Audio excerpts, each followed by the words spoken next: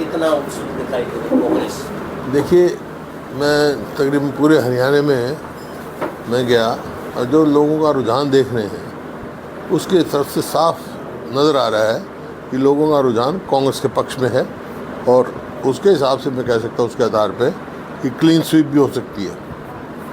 जिस तरह से किसान आंदोलन हुए, खिलाड़ियों के आंदोलन हुए, क्या ये भी एक मुख्य वजह रही सरकार के खिलाफ? नहीं, किसान का ये है जो इनका वायदा था 2022 तक आमदनी दुगनी करेंगे, आमदनी दुगनी तो करी नहीं, लागत कई गुना बढ़ा दी। तो किसान भी परेशान है, मजदूर भी परेशान है, व्यापारी कर्मचारी सब परेशान है इस सरकार से, चाहे शहरी हो चाहे ग्रामीण हो। तो इस वास्ते हर वर्ग का, हर 36 बरादरी का रुख कांग्रेस की ओर है। जो सोनीपत से भाजपा के प्रत्याशी हैं सर, भाजपा के प्रत्याशी उन्होंने गड़बड़ी करने के आरोप लगाए हैं तो फर्जी वोट करने के आरोप लगाए हैं और उन्होंने कहा कि भीतरी घात हुआ। नहीं, भीतरी घात का तो मैं क्या बता सकता हूँ, उनकी पार्टी का मामला है। लेकिन जहाँ तक फर्जी बात है, ये फर्जी बोगस हो या कोई पोलिंग हो तो ये उस समय पोलिंग एजेंट होते हैं, हर कैंडिडेट होता है, वहाँ एतराज़ होना चाहिए, उसका निवारण होता है। ये मेरे ख्याल में हरियाणा में पहली बार हुआ है जहाँ कोई रिपोल नहीं हुआ पूरे इलेक्शन में, शांतिप्रिय ढंग से हुए। ये हरियाणा के लोगों को मैं हार्दिक मुबारकबाद भी देता हूँ, बधाई भी देता हूँ कि कोई अप्रिय घटना नहीं घटी। नहीं, आमतौर पर चुनाव पे घट जाती है, बड़ा शांतिपूर्ण चुनाव हुआ है और ये काम तो इलेक्शन कमीशन का है, उसको वहाँ कंप्लीट करनी चाहिए। सत्ता पक्ष होते हुए उनकी सरकार प्रदेश में थी, उसके बावजूद सरकार के अलावा इलेक्शन कमीशन का कंट्रोल होता है, इलेक्शन एजेंट होते हैं, वो पोलिंग एजेंट होते हैं। उन्हें कितनों ने ऐतराज़ किया, क्या हुआ, क्या उसका निवारण इलेक्शन कमीशन करता है, इलेक्शन कमीशन को करना चाहिए।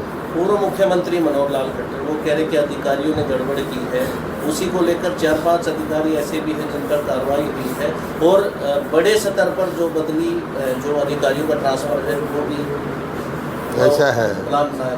ये भाषा जो है बौखलाई हुई भाषाएं हैं। मतलब ये साफ कहता है कि वो अपनी हार स्वीकार कर चुके हैं, क्यों ये तो खुद स्वयं लड़ रहे हैं चुनाव।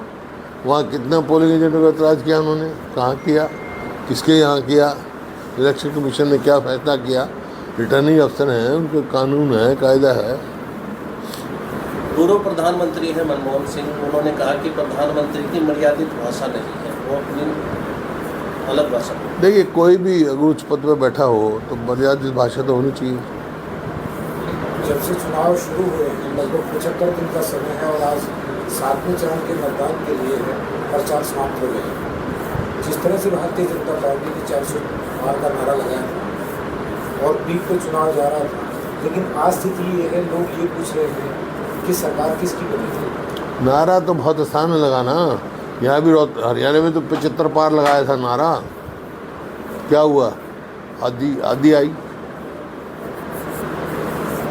कह चुका हूँ 400 पार नारा, वो तो सबका प्रेरोगेटिव है, अपनी अपनी पार्टी के उसकी वो है, कुछ भी लगा सकते हैं।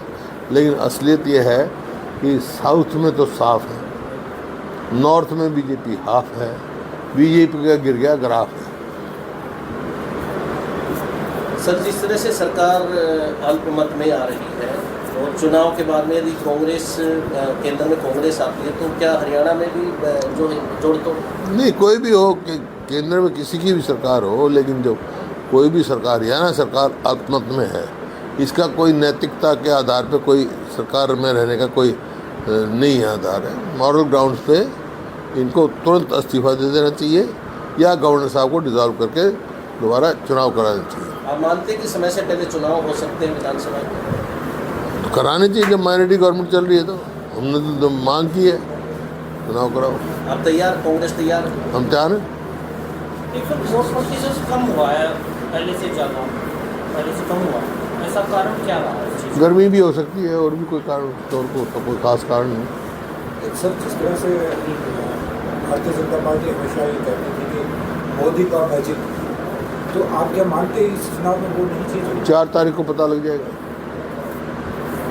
सर, 4 के बाद में तुरंत कांग्रेस विधानसभा के चुनाव में हम तो ऑलरेडी मांग कर चुके भाई, 4 की क्या बात है।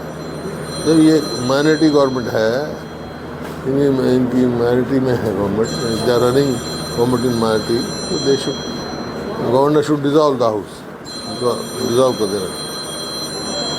कौन बात होना आ गया आपको। कोई नहीं, आ जाएगा, ठीक है। सारे उस पर रुकावट थोड़े पड़े, तुम पूछे जाओ। एक सर, हर बार की तरह दिल्ली में अब की बार भी पानी की किल्लत हो रही है। हैं? पानी की किल्लत है दिल्ली के अंदर। अरविंद केजरीवाल ने कहा है कि भारतीय जनता पार्टी की सरकार हरियाणा वाली दिल्ली को पानी नहीं दे रही, रोक रही है। दिल्ली में तो पानी की किल्लत है, रोहतक में हरियाणा में सारा पानी है, रोहतक में कोई किल्लत नहीं, हरियाणा में कोई किल्लत नहीं। पानी की किल्लत है क्योंकि ये सरकार ऐसी सरकार है, अपने पानी का हिस्सा ही नहीं ले सकती। भाखड़ा मैनेजमेंट बोर्ड में सदैव जो इरिगेशन में मेंबर हरियाणा का होता था, चेयरमैन हिमाचल से बाहर का होता था, सब नॉर्म्स तोड़ दिए। हमारे समय पूरा हिस्सा मिलता था, अब ये पूरा हिस्सा ही नहीं अपने टाइम वहाँ जा सकते ही। जब अरविंद केजरीवाल ऐसी बात कहते हैं तो लोग कहते हैं कि वो SYL की पैरवी क्यों नहीं करते हैं, SYL का पानी क्यों नहीं दिलवाते पंजाब से। नहीं, प्रधानमंत्री को दिलवाना चाहिए भाई। भारतीय जनता पार्टी की सरकार है केंद्र में और हरियाणा में भी, सुप्रीम कोर्ट फैसला दे चुका है, फिर ये भी नहीं इम्प्लीमेंट करा सके।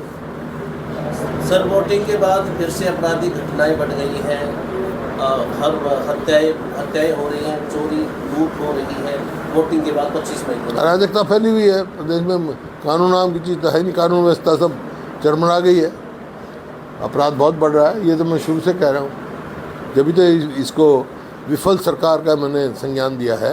ये विफल सरकार है, नॉन परफॉर्मिंग गवर्नमेंट है। सर, आने वाली